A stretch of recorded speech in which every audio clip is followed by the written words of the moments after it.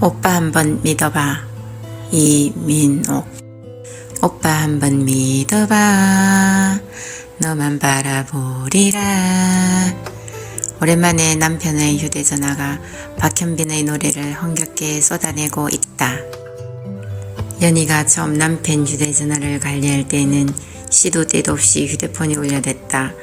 사람 좋아하고 술 좋아하는 성격 탓에 남편 주위에는 늘 사람들이 모여들었고 평소의 성격처럼 흥에 겨운 전화벨 소리는 하루에 몇 번씩이고 울려댔다.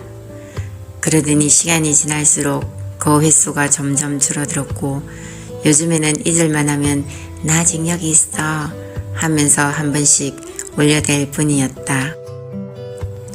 그런데 얼마 전부터 같은 번호로 계속 전화가 걸려왔다. 처음 두세 번은 이름이 뜨지 않는 번호라 전화를 받지 않았다.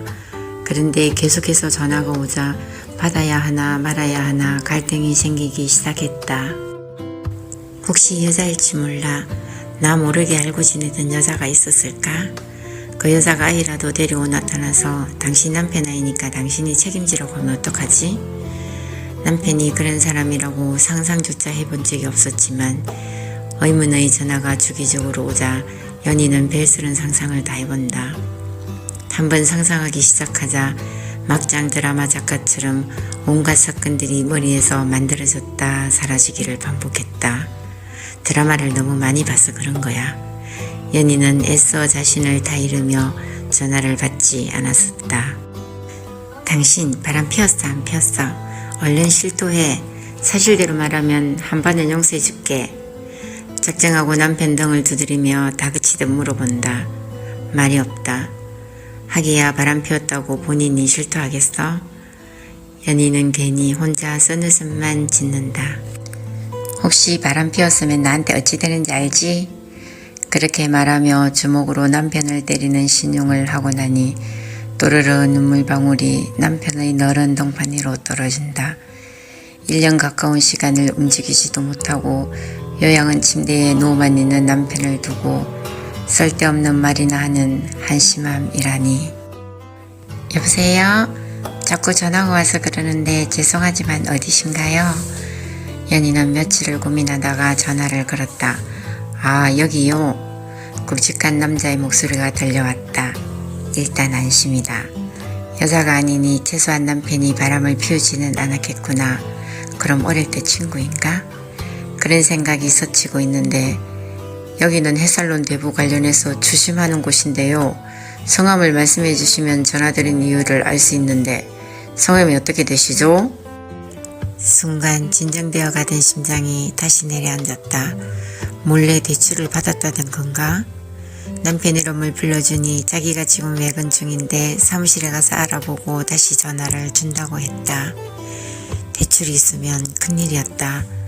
남편의 이름으로 되어 있는 대출을 1년마다 갱신해야 하는데 본인이 갈 수 없으니 할 수가 없었다. 할 수 없이 이 돈 저 돈을 끌고 모아 겨우 대출 상환을 했는데 만약 다른 대출이 있다면 정말 큰일이었다. 당신 대출 낸 거 있어? 대출을 내려면 나하고 의논을 하고 내야지. 이렇게 갑자기 전화를 받게 하면 난 어쩌라고 이러는 거야. 병실을 들어서자마자 연희는 남편에게 폭풍 잔소리를 해댔지만 여전히 입을 꾹 다물고 있었다. 속 시원하게 말이나 좀 하면 좋으련만 대답 대신 가래 끓는 소리만 적막한 병실을 채울 뿐이었다. 며칠이 지나도 전화가 오지 않았다.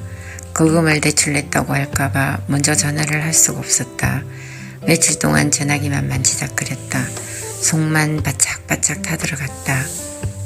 국리 끝에 연희는 병문안 온 남편의 친구에게 좀 알아봐달라고 부탁을 했다. 겁이 나서 도저히 전화를 못하겠다고 했고 친구는 그 자리에서 바로 통화를 했다. 주심기관의 담당자가 휴대폰 끝자리를 잘못 기록하는 바람에 아무 관련이 없는 남편의 전화로 연락을 했고 계속 전화를 안 받으니 일부러 전화를 안 받나 하는 마음에 몇 번씩이나 전화를 했다고 한다. 그러면 그렇다고 연락을 해줘야지. 남의 애간장을 다 녹이고 왜 연락해주지 않는 거야? 남편을 잠깐이나마 의심했던 자신이 한심스러워 괜히 담당자 욕만 해댔다. 언니 내가 이러고 살아요. 참 한심하죠? 오랜만에 만난 내게 웃으며 말했다. 연인의 부부는 둘 다 내 직장 후배여서 허물없이 대화를 주고받는 사이다. 작년 4월 말에 직장에서 갑작스레 쓰러진 연희 남편은 뇌수술을 받고 지원까지 누워있다. 가끔 특정 단어 가령 엄마나 누나 혹은 딸들의 이름을 들먹이면 눈물을 흘려서 희망을 가지기도 했으나 의사의 말로는 그저 의식 없는 반응일 뿐이라고 한다. 남편이 쓰러지고 몇 개월을 어떻게 살았는지 기억도 나지 않는다고 했다. 한동안은 울기만 했고 실컷 울다가 정신 차려보니 남편 대신 현실에 부딪혀야 했다. 병실에 들러 욕장 방지를 위해 등을 두드리고 다리를 주무르고 손을 만져주는 것이 익숙한 일상이 된 지 몇 개월이 지났다.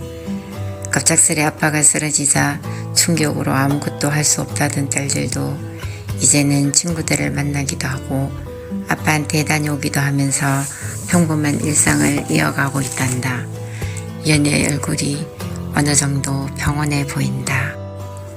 남편이 바람피는 거 목격하고 엄청나게 열받아서 싸우는 것조차 부러워요. 연희의 중얼거리는 작은 목소리가 때늦은 꽃샘 추위를 타고 허공으로 퍼져나간다.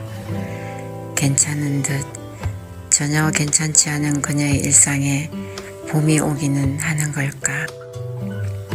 연희는 오늘도 남편의 휴대폰을 충전시킨다. 낯선 여자의 목소리든 대부업자의 목소리든 상대방이 남편의 이름을 불러주는 것이 마치 남편이 살아있는 증거라도 되는 듯 하루도 빠짐없이 남편의 휴대폰을 충전시킨다. 오빠 일어날 거지? 오빠 한번 믿어보고 싶어.